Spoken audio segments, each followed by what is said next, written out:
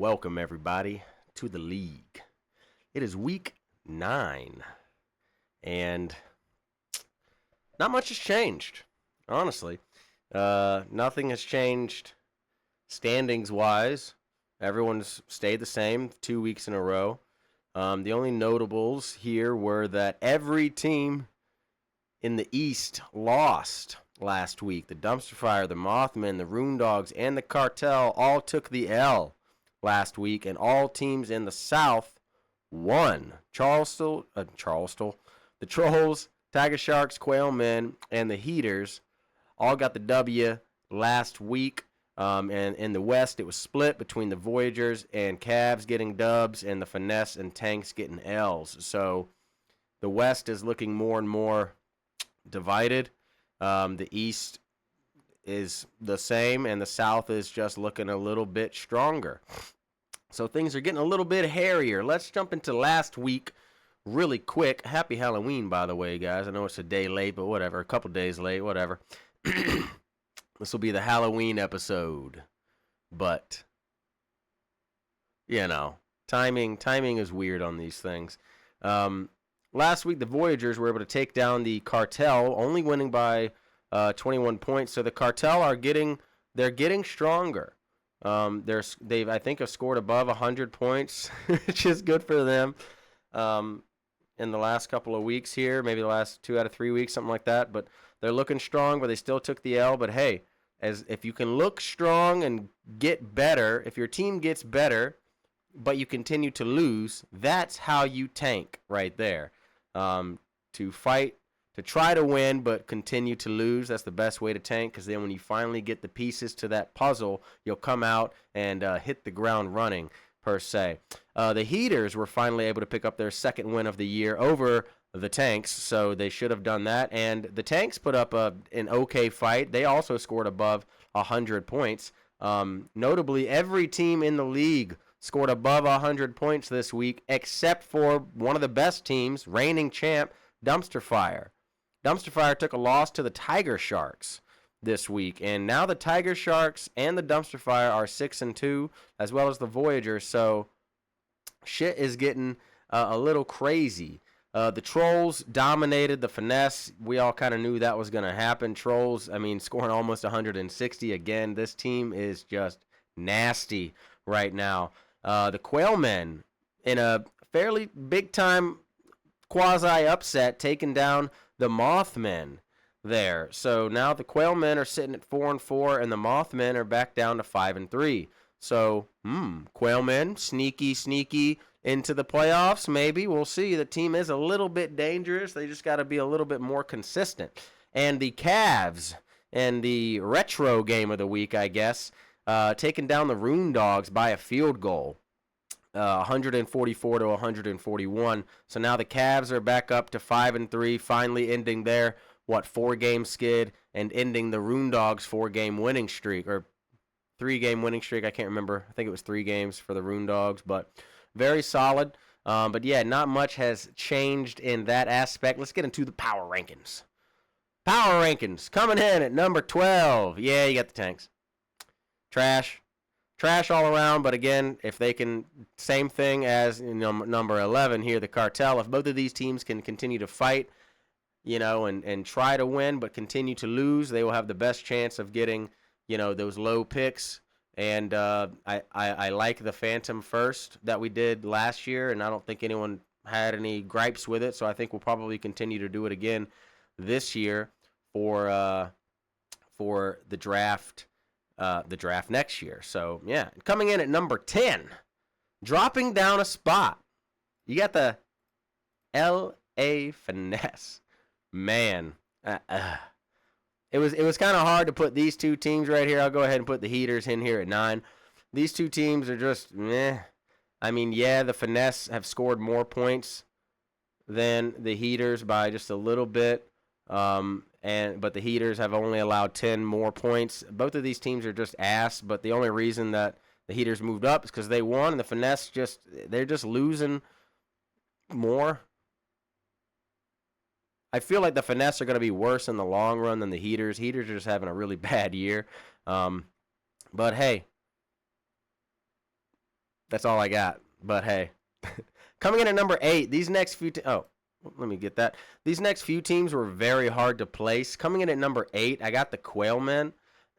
I mean, yeah, they got a win last week, but it was hard to place them above anybody above them.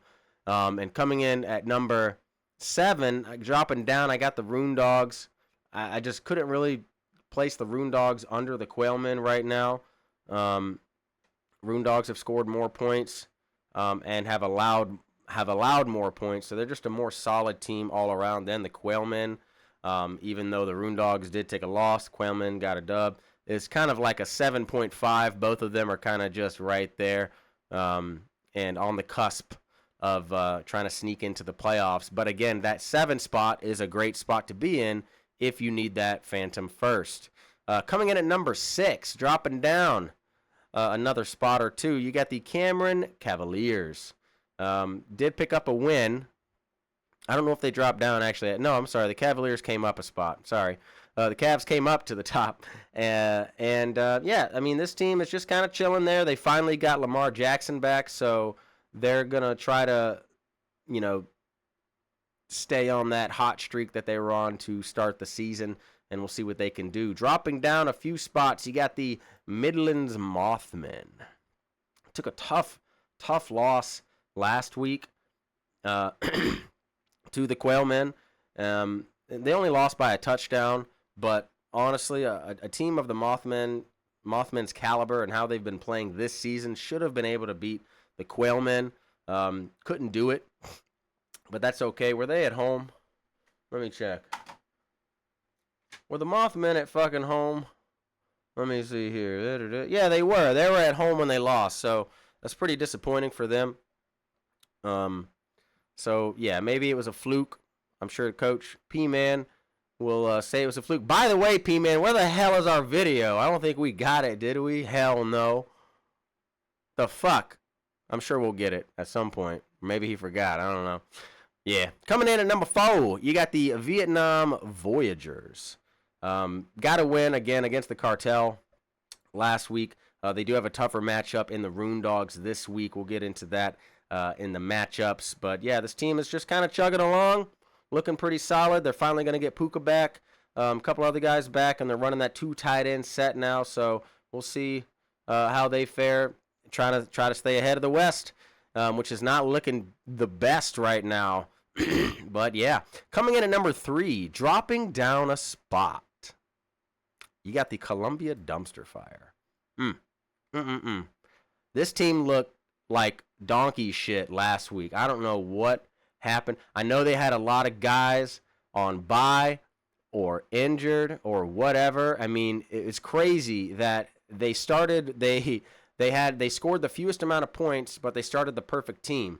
What that tells me, after I did some research, is like, yeah, that's what happens when you have nobody else to start on your team, and the only guy on the bench, Daniel Jones, quarterback, scored basically the same amount of points, 1 yard completion-wise, or passing-wise, sorry, one fewer yard than Josh Allen. Josh Allen scored 23.22.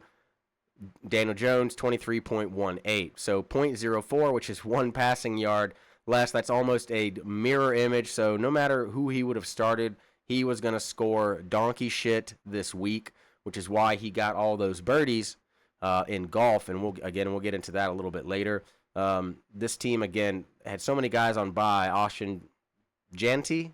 I never know how to say his name. So many guys with confusing-ass names this year. Kyron Williams was on bye. Brian Thomas Jr. was on bye. Garrett Wilson was out with an injury. Brock Bowers is on bye, even though Bowers is having kind of a shitty year. Oh, really? He's been injured, too. Ooh. Yeah, and then even his defensive end was on fucking bye, and he kept him on, Max Crosby, but he's been killing it, so it was smart of him to keep him on the roster over his bye week.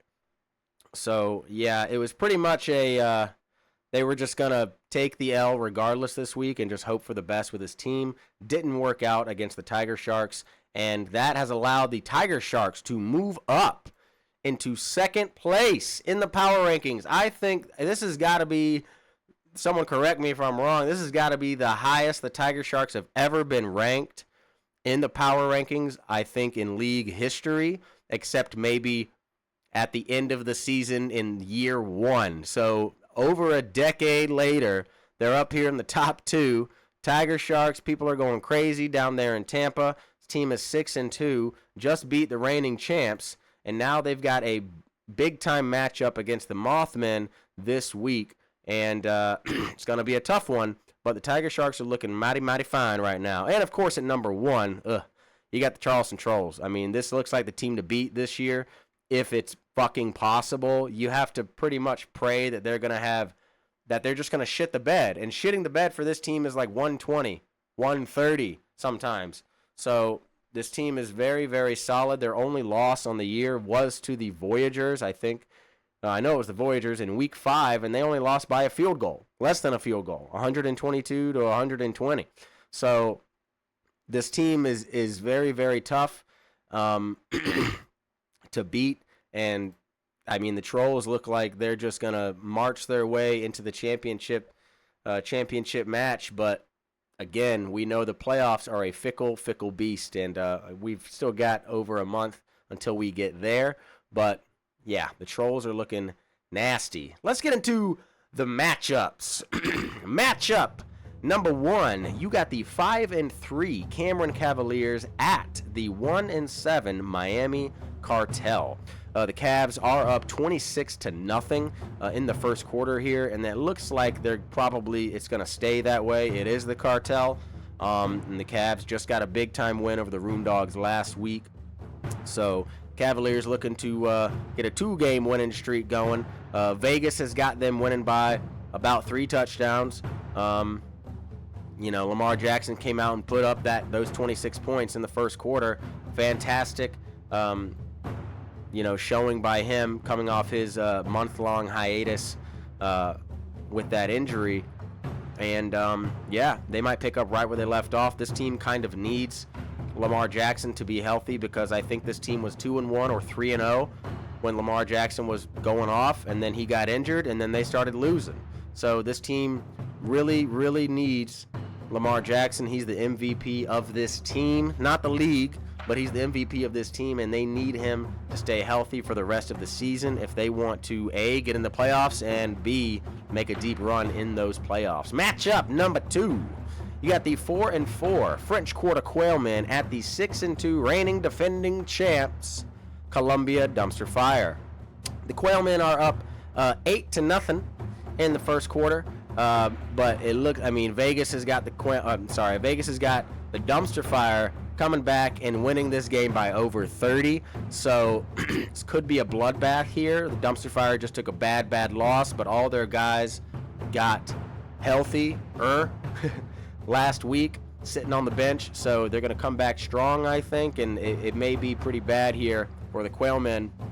The Quailmen did just come off of a win, though. So, hey, upset? Maybe. We'll see. Matchup number 3. You got the 2-6 Hickory Grove Heaters at the 2-6 LA Finesse. The Heaters are up 24-0 in the first quarter. However, Vegas does have the Finesse winning by a couple of touchdowns in this one. It should be pretty close. Both of these teams have been very anemic. Heaters just their guys are so injured. Pacheco, Stevenson, they're sitting Henderson, which, is he injured? No, he's just been playing like donkey ass. Man, wasn't he supposed to be that dude this year? That's what's fucking this team over. They need him to wake the hell up, and he's on the bench for them. So he's going to have Tyrone Tracy and Chase Brown in there. And Chase Brown finally had a good week last week. Hopefully they can keep it going for him. Tyrone Tracy is getting he's going to get some more playing time here as well with Cam Skattebo out for, I think, the rest of the fucking season, right? Because his ankle broke completely in half or whatever. So, yeah, this team is just, they're looking pretty tough. But again, the Finesse just, know. They're just old, I guess. They're old. Like, they got the name recognition, but they're just not putting it up. Mahomes is killing it. Yeah, Mahomes is the #1 guy in the whole fucking league right now, but they can't just rely on Mahomes. They have to use everybody. And maybe they can get it going this week. They obviously have to win out to get into the playoffs. Both of these teams do. So pretty much whoever takes this L is out. So we'll see. This is a big-time matchup. Rivalry game as well. So it'll be fun. Matchup number 4. You got the 4-4 Long Island Roondogs at the 6-2 Vietnam Voyagers. The Roondogs are up 18-14 in the first quarter here. Vegas does have the Voyagers winning this one by about a touchdown or 10 points or so. Should be a very close matchup. These two teams always have a good matchup every single year. Derrick Henry and Achane did their thing. Not amazing, but not bad either. So these teams are looking evenly matched at the start of this game. And it's going to come down to, honestly, I'm thinking it's got to be the other running backs with Charbonnet and Jordan Mason. Both of these guys, they need to have a solid outing. And by solid, I mean 15 points or more for either team to really show what's going to happen. I did say Puka is back for the Voyagers. He's much, much needed, and they are running this 2 tight end set with Gadsden and Kittle. But the Roondogs are no pushover. They got Amon-Ra St. Brown. We'll see. This is going to be a good matchup. I'm excited to coach it. Taking a break right now. Yeah, we're here at home, and it's still fucking raining. It's been raining for 2 weeks straight. Fuck. Weather here is just bad, man. It's not the best here in central Vietnam right now. Lots of flooding, but yeah. Anyways, rivalry game of the week. You got the 0-8. The 0-8 Gentleman Square Tanks at the 7-1 Charleston Trolls. This might be the biggest ass fucking this year. I mean, Vegas already has the Trolls scoring 150, and as we know, the Trolls like to score way above their pay grade here. So they might put up 170, and the Tanks might only put up 90. So an 80-point fucking margin is on the table here. But yeah, Vegas has got the Trolls winning by 60 points. That is fucking crazy. But right now, the Trolls are up 13-5 early in the game. 13-5 in the first quarter. And it's been the defense, all defense right now. Roquan Smith and Kyle Hamilton doing the things for either side. Yeah, this is the other brother bowl in this league. Now we got 2 brother bowls.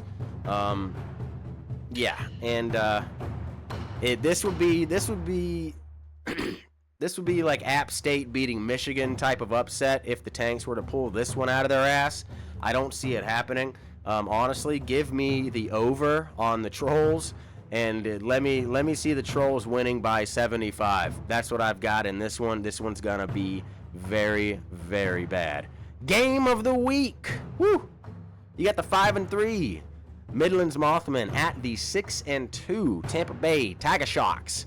The Mothmen are up 16-7 here in the first quarter, and Vegas has got the Mothmen in a slight upset by 30 in this one. I'm a little perturbed as to why. It looks like DeAndre Swift is out for the Tiger Sharks, so they're going to need to sub somebody in for him, which is taking away his total. He's probably going to have to put in Aaron Jones there at running back. I don't know if he's got anybody else. Nope. So he's probably going to put in Aaron Jones, which will increase, which will help, lessen that margin, but only by about 10 points. So it's still got the Mothmen winning by about 3 touchdowns in this one. But again, the Tiger Sharks have been very resilient. Their tenacity has been fantastic on the year. However, on the other side, the Mothmen just took a tough loss to the Quailmen, so they may want to be coming out and, puffing out their chest just a little bit down there in Tampa and take them out and show them why some of the best teams in this league are from the East. But the Tiger Sharks are saying, hey, man, we're the new kids on the block. and we're trying to fucking get to the top. We just got to beat the fucking trolls to get there. So it's going to be tough.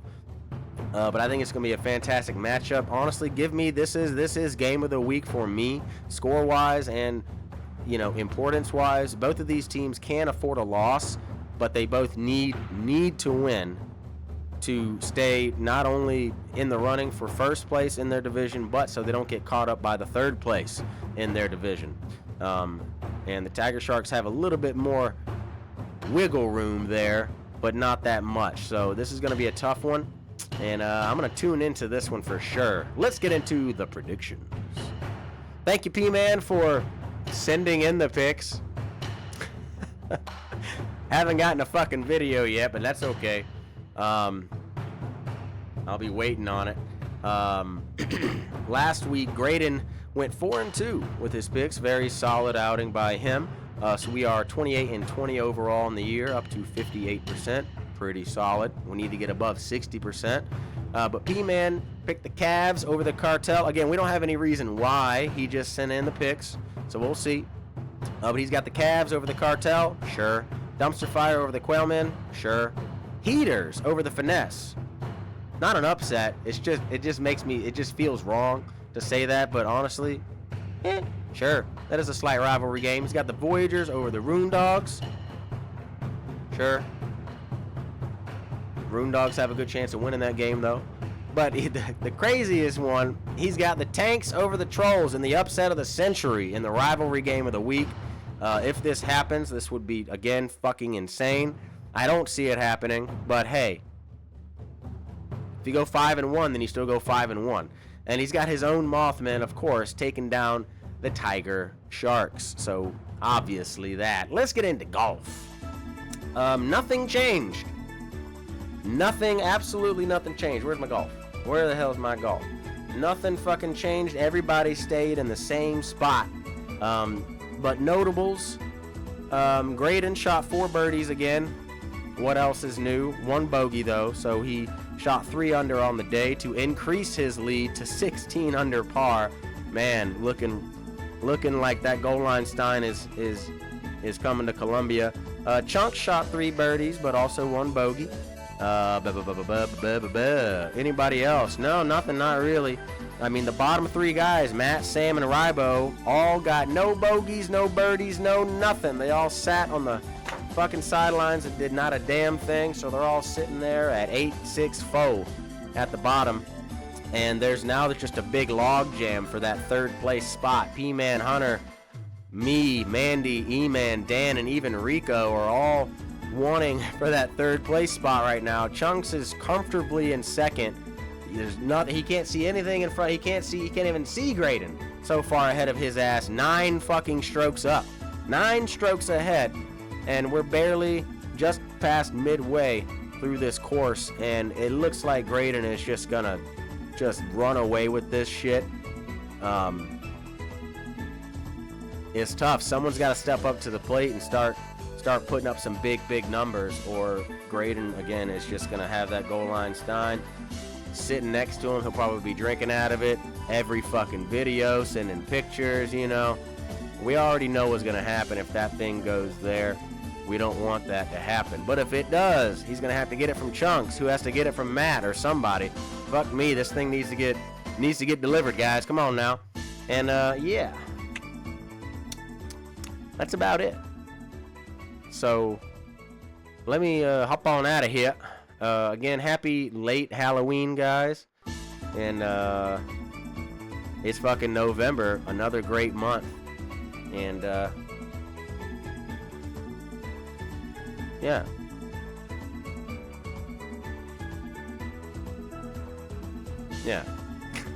Okay, bye.